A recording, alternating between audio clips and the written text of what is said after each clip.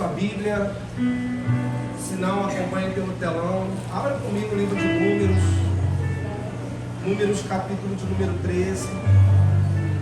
Números capítulo de número 13, ok?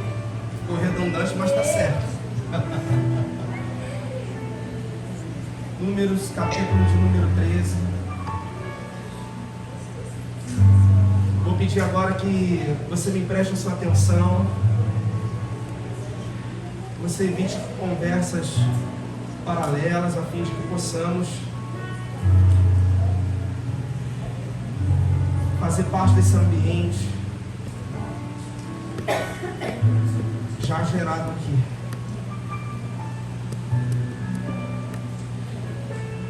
Números 13, a partir do verso 25, diz assim a palavra do Senhor: ao cabo de 40 dias voltaram de espiar a terra, caminharam e vieram a Moisés e a Arão e a toda a congregação dos filhos de Israel no deserto de Parã, a Cádiz. Deram-lhes conta a eles e a toda a congregação, mostraram-lhes o fruto da terra. Relataram a Moisés e disseram: fomos à terra que nos enviaste, e verdadeiramente mana leite e mel. Este é o fruto dela. O povo, porém, que habita nessa terra é poderoso, e as cidades muito grandes e fortificadas. Também vimos ali os filhos de Anak. Os amalequitas habitam na terra do Negueb. Os heteus, os jebuseus, os amorreus habitam na montanha. Os cananeus habitam ao pé do mar e pela ribeira do Jordão. Preste atenção nisso. Então Caleb fez calar o povo perante Moisés e disse: eia, subamos e possuamos a terra, porque certamente prevaleceremos contra ela. Eu vou repetir esse versículo e daremos continuidade. Então Caleb fez calar o povo perante Moisés e disse: eia, subamos e possuamos a terra, porque certamente prevaleceremos contra ela.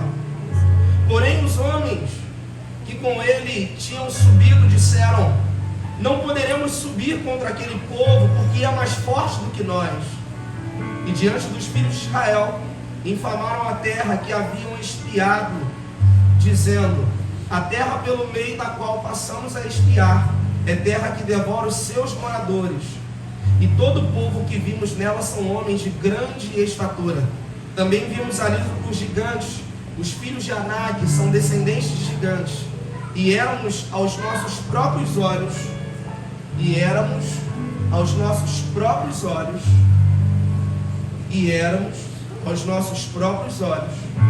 como gafanhotos, e assim também o éramos aos seus olhos. Glória a Deus. Pai, obrigado pela tua palavra. Nós rendemos graças a ti pelo ambiente que já foi gerado neste lugar. Queremos pedir a tua boa mão sobre nós, Senhor. Que a nossa mente seja levada cativa a ti agora. E que tudo aquilo que porventura possa impedir com que recebamos a tua porção nesta noite, que o Senhor, ó Deus, possa lançar por terra na autoridade do teu nome, possa declarar a falência sobre todo o plano arquitetado do inimigo, Senhor, para que áreas da minha vida não sejam libertas, Pai. Em nome de Jesus, nós a ti oramos mais uma vez e já te agradecemos em nome de Jesus. Amém, Senhor, e amém. Glória a Deus.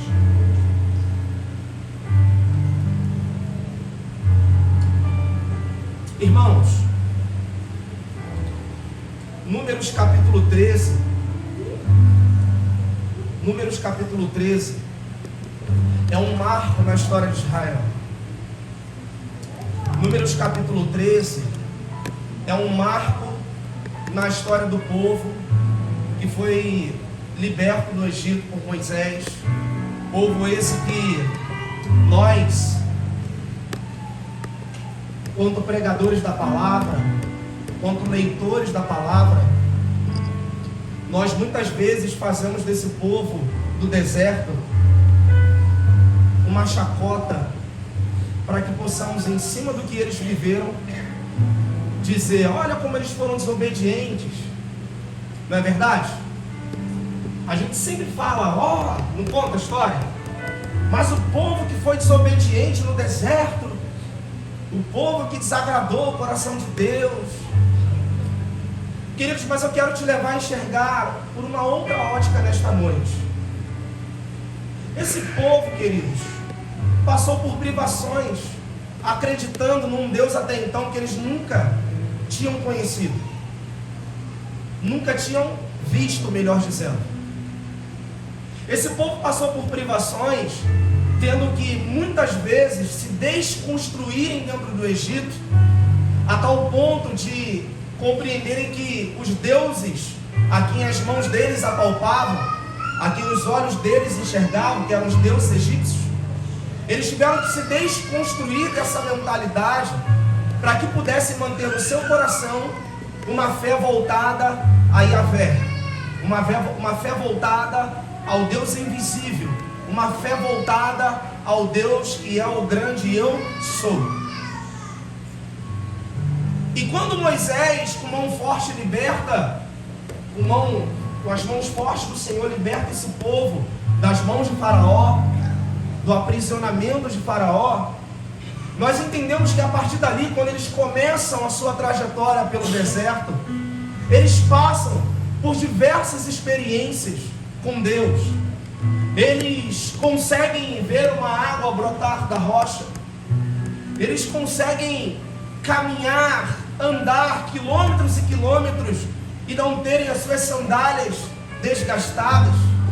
Eles conseguem compreender e viver a experiência do que era orar e ver uma comida, um maná. A palavra maná no hebraico, para você que não sabe, é o que é isto, é como se fosse uma pergunta. Era uma comida que eles desconheciam, pastora Márcia, eles não sabiam que tipo de comida eles seriam alimentados. Cada dia era um cardápio diferente, cada dia era um cardápio segundo o clamor do povo em meio àquele deserto. Quando chegamos em Números capítulo 13, Israel vai viver uma marca diante de tudo aquilo que eles tinham como promessa. Vocês estão me ouvindo bem aí, gente? Aí atrás? O som está chegando direitinho para vocês? Tá ou não, gente? Tá? Para todos? Em Números capítulo 13, o que vai acontecer aqui é o primeiro contato de Israel com aquilo que até então era apenas uma promessa. O que vai acontecer aqui quando Moisés envia, junto com Arão, esses 12 espias, o que vai acontecer aqui é uma marca, é um vislumbre diante de tudo aquilo que até então eles tinham apenas como promessas para a sua vida. Que promessa era essa, pastor? A promessa de uma terra que foi prometida a Abraão, a promessa de uma terra que manaria leite e mel, a promessa de uma terra que daria um tempo de conforto para esse povo. A única coisa que eles não contaram é que até que a promessa se cumprisse, eles teriam que passar por um processo. E esse processo foi o período que mais o povo aprendeu sobre quem é esse Deus, a tal ponto de Deuteronômio capítulo 8 dizer que assim como um pai disciplina seu filho, assim Deus disciplina quem ele ama. E Deuteronômio 8 vai além quando diz assim: olha, eu mesmo sou o Senhor que os fiz andar por Israel durante 40 anos. Sou eu o Senhor que os sustentei. Sou eu o Senhor que os fiz descer uma comida do céu que você e seus pais não conheciam. Processos. E essa marca que eles vão viver, queridos, eles não contavam que durante o processo algumas frustrações aconteceriam. Durante o processo, nem tudo aquilo que Deus havia prometido era tão romântico quanto eles imaginaram. Tudo aquilo que eles tinham recebido como palavra de promessa para a vida deles, a única coisa que eles não contavam é que a frustração faz parte do cuidado de Deus. Por que a frustração faz parte do cuidado de Deus? Porque é em meio à frustração que o meu coração é revelado onde eu estou fundamentado. Pastor, como é que você me prova isso no contexto que nós lemos? É simples, preste atenção nisso. Olha o que diz o verso 27 e 28. Relataram a Moisés e disseram: fomos à terra que nos enviastes. Maravilha. Verdadeiramente mana leite e mel, e este é o fruto da terra. Glória a Deus. Só notícia boa, sim ou não? Só notícia maravilhosa. O povo, porém,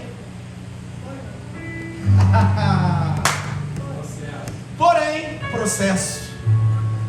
Quando, queridos, os poréns entram na nossa história, nós precisamos estar preparados para que, ainda que esses poréns venham a arrebentar a nossa vida por um momento ou por um breve momento, ainda que esses poréns venham nos frustrar, ainda que esses poréns venham trazer certas decepções na nossa trajetória, nós precisamos entender que aquele que prometeu, ele continuará fiel para cumprir as suas promessas.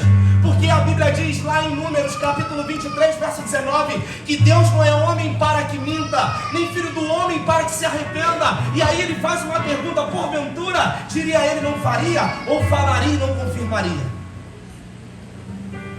Precisamos entender, amados, que a frustração, ela revela onde o nosso coração está fundamentado. Se o nosso coração ele está aprisionado às manifestações de Deus, ou se o nosso coração está fundamentado naquilo que Ele tem como promessa para as nossas vidas. O que tem fundamentado a minha e a sua história, essa trajetória, queridos? Qual tipo de frustração você viveu e continua vivendo a tal ponto de você querer desistir no meio da sua caminhada, de desistir no meio da sua trajetória? Será que as frustrações não têm revelado que o seu coração na realidade tem criado um relacionamento com Deus de troca, de barganha, e não um relacionamento de gratidão por tudo aquilo que Ele já fez pela mim e pela sua vida?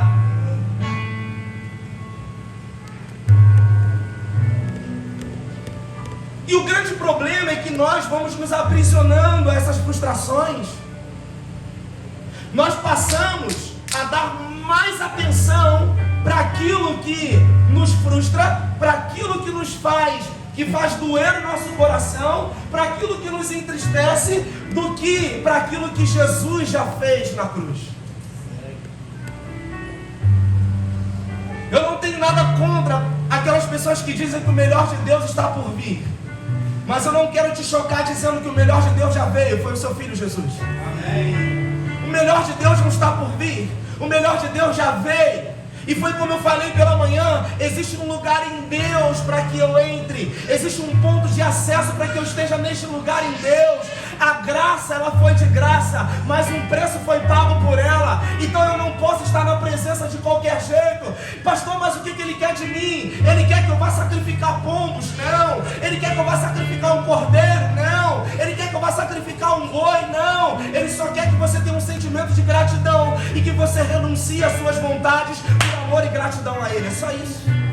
Esse é o preço da graça que nós precisamos pagar, apesar dele não nos cobrar. Isso é muito louco. Por isso Lucas capítulo 9, verso 23, a Bíblia diz que aquele que quiser vir após mim, negue-se a si mesmo, dia após dia, e siga. Sai desse lugar que te aprisiona nas suas frustrações. Sai desse lugar que te aprisiona nas suas perdas. Sai desse lugar que te aprisiona nas suas decepções. Quando você acordar todas as manhãs se preocupando em ser dele, você não vai se preocupar com o pecado, você não vai se preocupar com quem te fere, você não vai se preocupar com quem quer o seu mal, porque você já é dele. E se você é dele, querido, existe uma graça protetora sobre a sua vida. Todas as vezes que Jesus olha do céu para a terra, e ainda que nós não façamos por merecimento, porque a graça significa o favor imerecido, quando ele olha do céu para a terra, ele nos torna merecedor de todas as coisas, porque sobre nós está o sangue de Jesus. Aleluia! É o sangue que nos torna merecedor de todas as coisas, apesar de não merecermos nada. Daí você vai começando a ter um entendimento do que é a graça sobre as nossas vidas. Mas nós ainda assim é possível que amanhã, segunda-feira, permaneçamos presos nas nossas frustrações, como esse povo viveu. E eu quero te alertar sobre algo. Sabe o que é pior nisso tudo? Que quando nós aprisionamos a nossa vida nas frustrações, tudo que vai sair da sua boca é murmuração.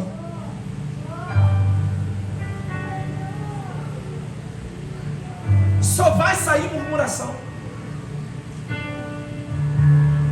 Quando a nossa vida está aprisionada nas nossas dores, nos nossos fracassos e decepções, tudo que sai da nossa boca é frustração. E aí vem um enviado do inferno ainda dizendo para você: cadê teu Deus? Olha, eu que estou aqui fora. Às vezes não precisa nem abrir a boca. Você, com o seu momento de frustração, aprisionado a sua frustração, murmurando o tempo todo, você já vai olhar para quem não falou nada. Você vai começar a cogitar lá: fulano não está na presença de Deus, vive melhor do que eu. Eles são mais felizes do que nós, porque é isso que o povo está fazendo. Quando você pega os versos posteriores, você vai ver que o povo está murmurando diante de Deus. Chega para Moisés e fala assim: melhor teria sido que estivéssemos morrido no Egito. Gente, preste atenção aqui, por favor. Melhor teria sido que tivéssemos morrido no Egito, porque lá pelo menos teríamos covas para sermos enterrados. Melhor seria que ficássemos no Egito nos alimentando da cebola, do alho, do pepino e da água barrenta do rio Nilo. Porque quando a nossa vida está aprisionada a frustrações e perdas e decepções, nós não conseguimos gerar em nós uma ótica de gratidão. E quando nós não geramos uma ótica de gratidão, tudo que nós temos em nossas vidas é achar que a grama do vizinho é mais verde que a minha. Pastor, o que o Senhor quer me ensinar nessa noite por essa palavra? Não se torne um escravo das suas frustrações, porque assim como o povo deu um relatório dizendo que a terra era boa, que verdadeiramente ela manava leite e mel, ou seja, eles aprovaram a promessa, eles testificaram da promessa, os seus olhos contemplaram a promessa. Mas quando a minha vida está aprisionada às frustrações, tudo que os meus olhos têm como ótica são os momentos e as coisas ruins que me aprisionam junto com essas frustrações. Porque logo depois que eles dão os relatórios, eles dizem: olha, mas os filhos de Anak estão ali. Esse povo é muito forte.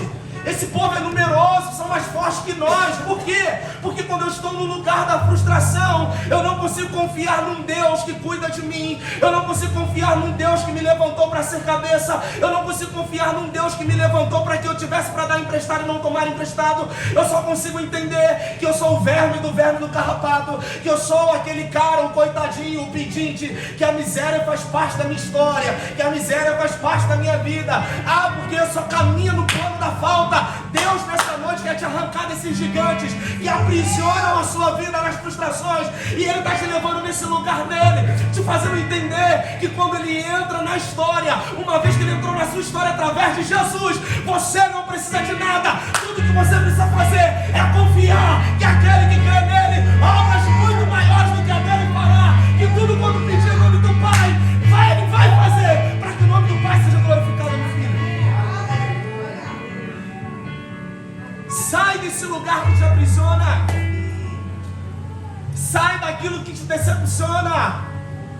Se você não sair desse lugar, você não estará habilitado para entrar nesse lugar em Deus. Porque a graça, ela me salva. Mas para que eu desfrute dos benefícios da graça, eu preciso estar habilitado para entrar nesse lugar. Você não precisa matar um boi e sacrificar um boi. É isso que os pregadores da graça, com todo carinho, não entendem. Eles querem pregar sobre a graça como uma graça que me beneficia materialmente falando. E não é isso, a proposta nunca foi essa. A graça, ela me traz como discernimento a obra redentora de Cristo Jesus, para que eu entenda que eu estava morto, e que quando Ele entrou na minha história, a graça fez com que eu tornasse a ter vida. Então eu não morro. Eu sinto muito te dizer isso. Eu nunca vou morrer. Porque a graça fez com que eu viva eternamente junto com Ele. Isso é só para quem crê, querido. Você vai dizer, pastor, tu está ficando maluco? Sim, mas a Bíblia diz que a palavra da cruz para o mundo é loucura. Romanos capítulo 5, verso 8. Mas para aqueles que são salvos é poder de Deus.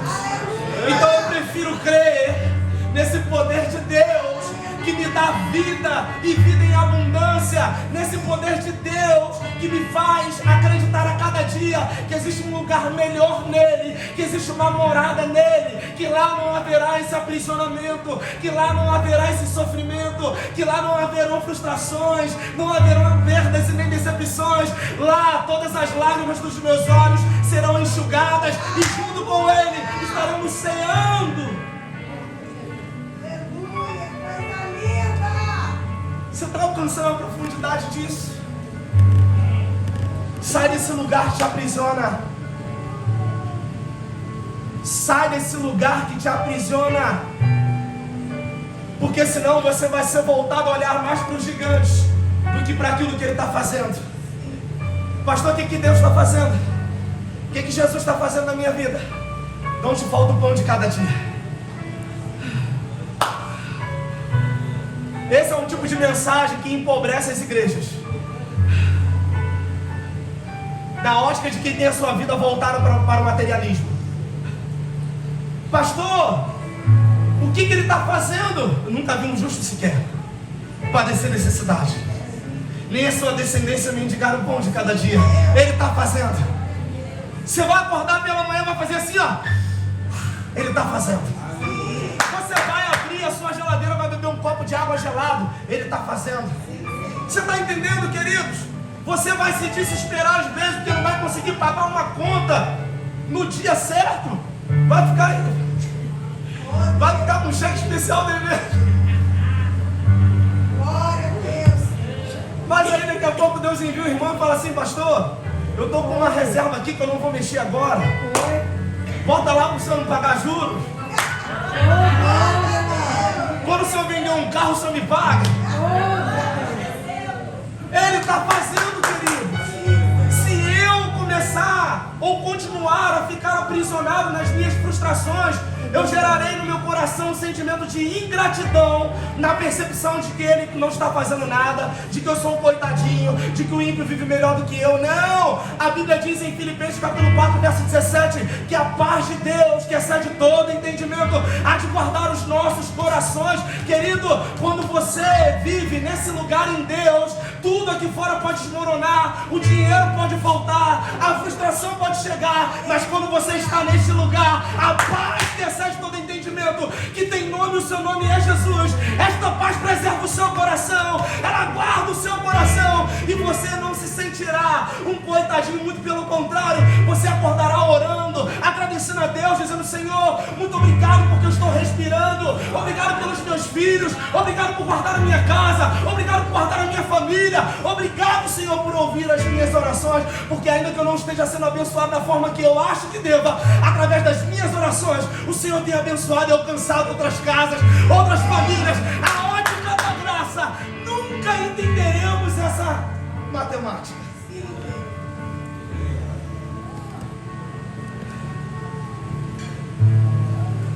Eu já falei a ótica da graça, a ótica de Deus, a ótica de Jesus. Na ótica de Jesus, o rico é que é pobre, o pobre é que é rico, o louco é que é sábio, o maior é o menor, o primeiro serve a todos. A gente não vai entender, mas ele diz, nem os loucos errarão o caminho. Quando você entra nesse lugar em Deus, podem te chamar de louco, mas fiquem tranquilos, vocês não vão errar o caminho. Sai desse lugar.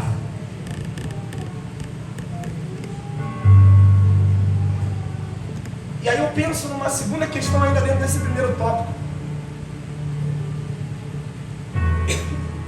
Quando eu saio desse lugar de frustração, daquilo que me aprisiona, daquilo que tem me governado aqui fora, quando eu saio desse lugar e entro nesse lugar dele, ok?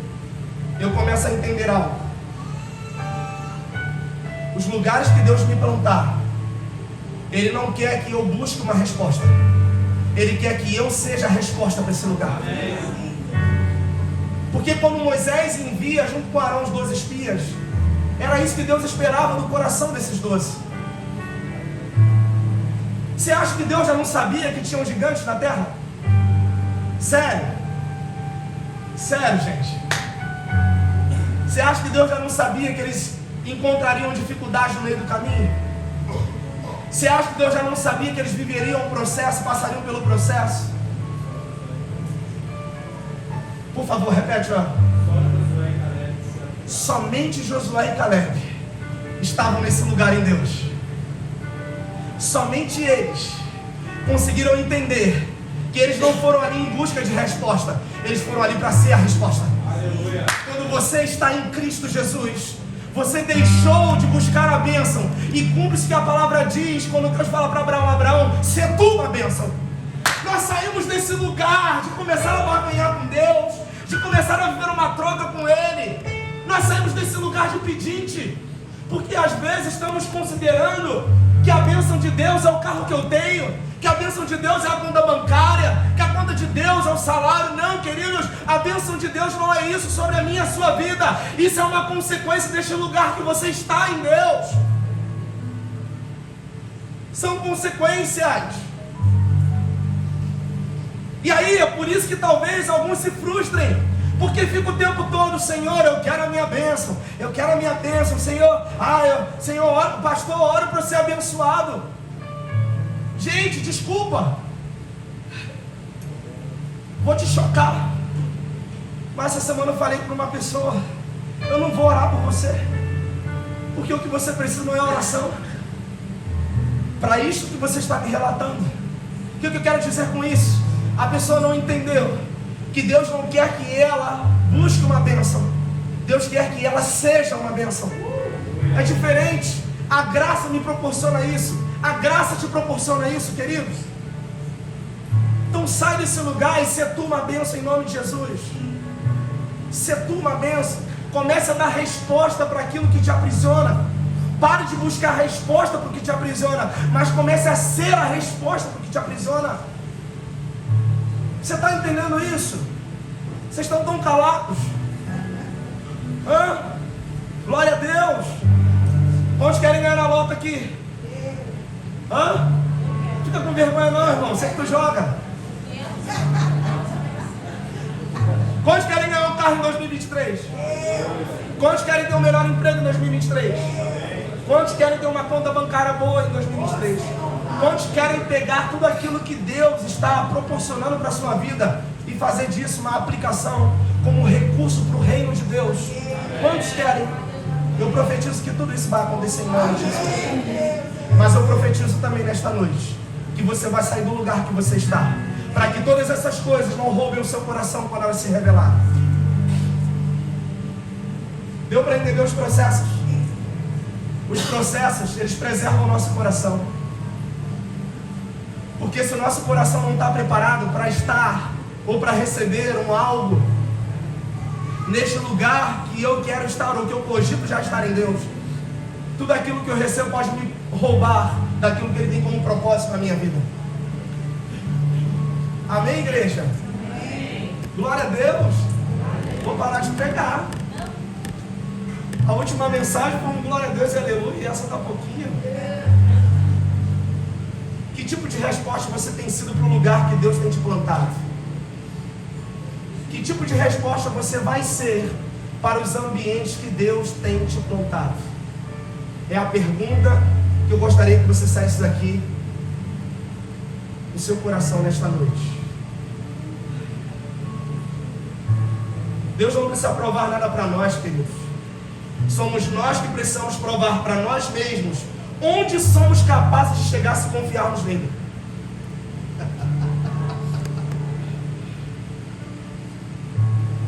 Por isso o livro de Isaías, se não me falha a memória, no capítulo 39, a Bíblia vai dizer: mas o que esperam no Senhor renovarão as suas forças, andarão e não se cansarão, caminharão e não se afadigarão. Mas para que tudo isso seja um benefício para a minha vida, eu preciso o quê? Esperar no Senhor. Eu preciso confiar no Senhor.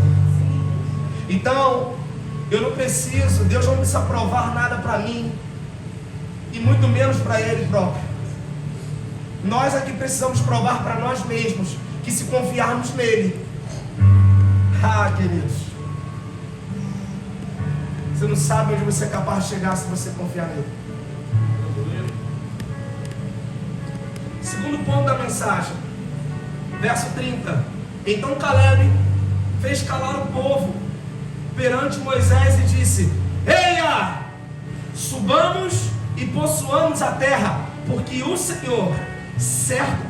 Senhor certamente nos fez prevalecer contra ela. Os 10 que voltaram enxergaram as dificuldades. Josué e Caleb enxergaram a promessa.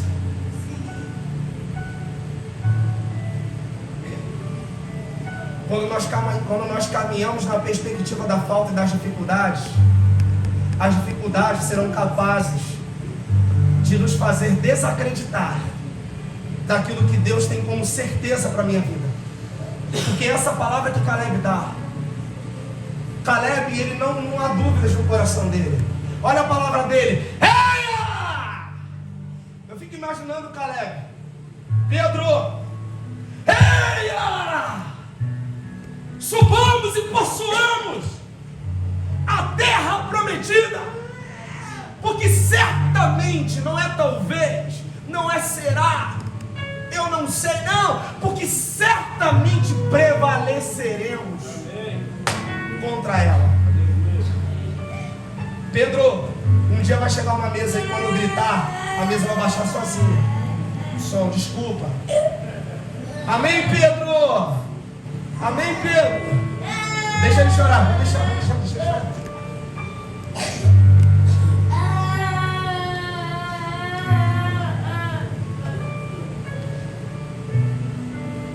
O povo viu a dificuldade, Caleb viu a promessa. Precisamos sair desse lugar, queridos, porque só quando sairmos desse lugar estaremos prontos para ter a certeza daquilo que Deus já nos prometeu. Quem está nesse lugar nele não caminha na dúvida. Eu quero te dar um recado, você vai se chocar e você vai ver o quanto você pecou na sua trajetória de vida, e eu também. Onde há dúvidas, Deus não habita. Você sabia disso? Se você for fechar um negócio e estiver com dúvida, volta e ore mais alguns dias para você ouvir a voz de Deus. Se você for namorar,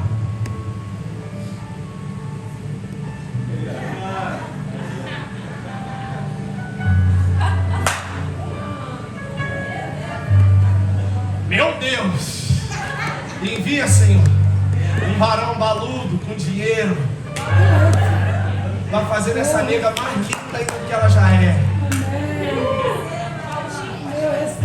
Valtinho? Que Valtinho? Não conhece Valtinho? Quem é Valtinho? Alguém conhece Valtinho? Senhor, e a bênção de cair aqui, que respingue aqui em nome de Jesus. Vou rodar aqui. Irmão, olha lá, outro irmão lá atrás levantando a mão. Irmão, olha, eu vou falar uma coisa pra vocês. Coitado desses homens quando essa mulher pegar ele. Meu Deus do céu. Tá nos queimando, tá vendo? Que isso, não sai do propósito, não.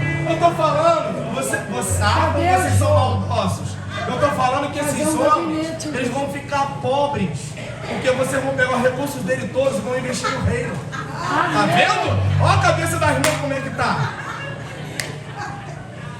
Eu recebo. Ai, Jesus. Gente, não foge disso, não. Verso 33. Também vimos ali gigantes, os filhos de Anak, que são descendentes dos gigantes. E éramos aos nossos próprios olhos como que gafanhotos, e assim também o éramos aos seus olhos. Queridos, quando você se enxerga como um gafanhoto, a percepção que você vai ter é que todos também estão te enxergando como gafanhoto.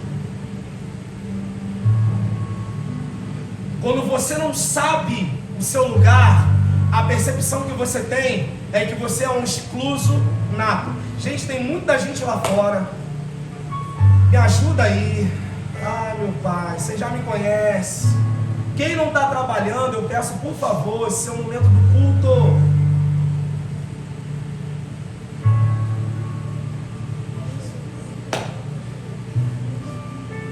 Então, preste atenção nisso aqui.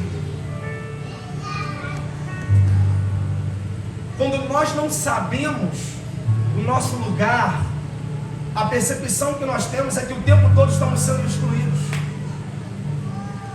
Quando nós não sabemos para o que fomos chamados, nós passamos 20 anos dentro de uma igreja, 30 anos dentro de uma igreja, sem cumprir com aquilo que Ele tem como propósito para a minha vida. Isso é uma palavra para que a partir de hoje você comece a entender que você não é gafanhoto. Mas deu para entender quando você não está nesse lugar nele, o que a sua ótica pode gerar dentro de você? A sua ótica pode te vender. A sua ótica pode arrebatar as promessas do seu coração. A sua ótica pode te fazer duvidar daquilo que Deus tem para a sua vida como certeza.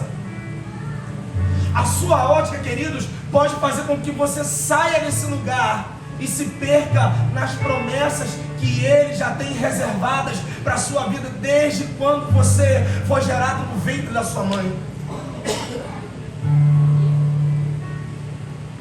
O mundo é cruel para com quem é pequeno.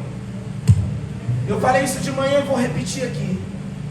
Mas ele se torna muito pior com quem não sabe o seu lugar. Vou repetir. O mundo é cruel com quem pensa pequeno. Mas ele é muito pior com quem não sabe o seu lugar. Com quem não sabe o seu lugar no reino. Com quem não sabe o seu lugar no seu chamado. Com quem não sabe o seu lugar no seu propósito. É por isso, queridos, que o desejo do coração de Deus nesta noite, através dessa palavra, é que você saia desse lugar que te aprisiona, porque enquanto você estiver aí, você vai se enxergar de uma forma que a sua percepção vai ser que os outros também te enxergam dessa forma. Eu queria dar um exemplo aqui, um testemunho. Posso, Joel? Do pastor, lembra que você falou para mim? Lembra? Quando o Joel vem para Manancial e ele ali ele ingressou no seminário, enfim, se formou e tal, eu falei: Joel, você é pastor, cara. E eu não sou de falar isso para as pessoas, eu tomo muito cuidado com isso, que às vezes você está fazendo a pessoa acreditar em algo, né? Mas quando eu chego ao ponto de falar, é porque de fato se testificou no meu coração. E eu falei assim para ele: Joel, tu é pastor, cara. Cara, tu é pastor. Michele, ninguém abraça como você. As pessoas que já chegaram aqui na Manancial e foram abraçadas pela Michele, não tem um que diga o contrário de como essa mulher abraça. E aí eu não estou falando de perfeição, queridos, porque se eu for falar de perfeição, vou ter que abandonar aqui agora o microfone, descer e sair por essas portas e nem olhar para vocês. Todos nós estamos sendo lapidados. A questão é a essência. E eu lembro que o Joel falou assim para mim: pastor, o senhor às vezes acredita mais em mim do que eu mesmo. Por quê? Porque eu de fora estava enxergando algo nele que ele ainda não estava percebendo que ele tinha. Então logo que o Joel saiu desse lugar, ele conseguiu perceber o quanto hoje ele se tornou uma referência para aqueles que participam lá na célula, estão debaixo do pastoreio deles, sabem do que eu estou falando. Você está entendendo? Porque quando nós geramos algo em nós, nós passamos a acreditar nas nossas próprias mentiras e tornamos as nossas próprias mentiras uma verdade que vai estabelecer e servir como parâmetro para a nossa vida. Eu gosto de contar a história da manga com leite. Vocês já me ouviram, mas vale a pena repetir para quem está aqui pela primeira vez. Quantos dos nossos antepassados não morreram acreditando que manga com leite mata? Sim ou não? Estou falando besteira? Quantos? A pergunta que não quer calar: em 2022, manga com leite mata, gente? Mas quantos dos nossos não morreram acreditando nisso? Pastor, o que você quer dizer com isso? Foi uma mentira tão bem contada que se transformou numa verdade por gerações. É isso que Satanás faz comigo, com a sua vida. Ele pega as mentiras das nossas histórias, as mentiras do nosso passado, as mentiras dos nossos antepassados, as mentiras das alianças errôneas que os nossos pais fizeram fora desse lugar em Deus, e começam a transformar isso em uma verdade nas nossas vidas. E aí a gente vive a vida toda achando que se porque o meu pai foi assim, eu também vou ser. Se minha mãe morreu desse jeito, eu também vou morrer. Se a minha mãe teve câncer, eu também vou ter. Querido, sai desse lugar em nome de Jesus. Você é diferente, porque você entendeu a graça, porque você entendeu quem é Jesus na sua vida, porque você entendeu a obra redentora de Cristo. Quem se vê como gafanhoto sempre vai achar que os outros o enxergam como gafanhoto. Amém? O mundo é cruel com quem pensa pequeno, mas é pior ainda com quem não sabe o seu lugar. E o tempo todo a graça dá para mim. Eu te chamei de filho. Você agora é co-herdeiro junto com o Cristo. Porque o primogênito que morreu, ou melhor, é isso mesmo, o unigênito que morreu, ao terceiro dia, quando ressuscita, se torna o primogênito. Ele morreu como unigênito e ressuscita como primogênito, porque através da sua primogenitura nos tornamos irmãos mais velhos dele, co-herdeiros e participantes da mesma salvação que está nele. Sai desse lugar, querido. Ele já te fez co-herdeiro junto com ele e participante desta graça. João capítulo 1, ele veio para o que era seu, mas os seus o rejeitaram. Mas a todos quantos receberam, deu-lhes o poder de serem feitos filhos de Deus. Sabe como eu me comporto? Como escravo do diabo. Porque quando eu não consigo discernir as verdades que a Bíblia tem para a minha vida, eu me tornei um escravo daquilo que Satanás tem para mim, as suas mentiras que se transformaram numa verdade para a minha trajetória de vida. Sai desse lugar em nome de Jesus. Sai desse lugar em nome de Jesus. O mundo é cruel com quem pensa pequeno, mas pior ainda com quem não sabe o seu lugar. E o tempo todo a Bíblia está me chamando de filho. A Bíblia está dizendo que pela graça eu sou salvo. A Bíblia diz que eu me tornei participante de um reino, co-herdeiro junto com ele. A Bíblia diz que eu estou participante das mesmas promessas que houveram para Cristo Jesus, e por causa dele eu também me tornei esse participante. Mas o tempo todo eu me coloco no lugar de condenado, o tempo todo eu me coloco no lugar de indigno, o tempo todo eu me coloco no lugar de escravo do diabo, no lugar de filho. O tempo todo a sensação que eu tenho é que eu só tenho que emprestar, que eu só tenho que tomar emprestado, porque eu não estou nesse lugar nele. O mundo é cruel, mas é pior ainda com quem não sabe o seu lugar. O mundo é cruel com quem pensa pequeno, mas é pior ainda com quem desconhece o seu lugar. O diabo sempre vai agir na nossa negligência. Os lugares que você negligencia é o lugar primordial para que ele possa agir e te fazer acreditar nessas mentiras. Você pode se colocar de pé? Eu quero orar com você. Aleluia.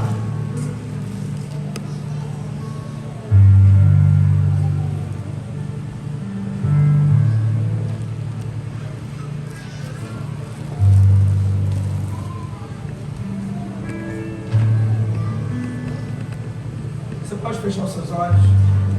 Por favor, eu quero orar com você. Pai, nós te glorificamos por essa palavra. Obrigado, Senhor, por esse ambiente, Pai, que foi gerado aqui. Obrigado pela tua graça sobre a minha vida, sobre as nossas vidas.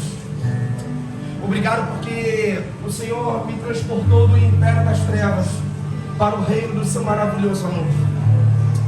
Obrigado, Senhor, porque eu já estava condenado, Pai. Eu já estava fadado, Senhor, para ir para o inferno. Mas o Senhor tomou a chave das mãos do diabo, a chave da morte, Senhor. O Senhor rasgou o escrito de dívida que tinha contra a minha vida e inaugurou o teu reino com uma célula chamada sangue. Obrigado por isso, Pai. Obrigado pelo teu sangue, que é poderoso. Obrigado pelo teu sangue, que nos livra, Senhor, de todo mal. Obrigado pelo teu sangue, que nos liberta dos nossos cativeiros.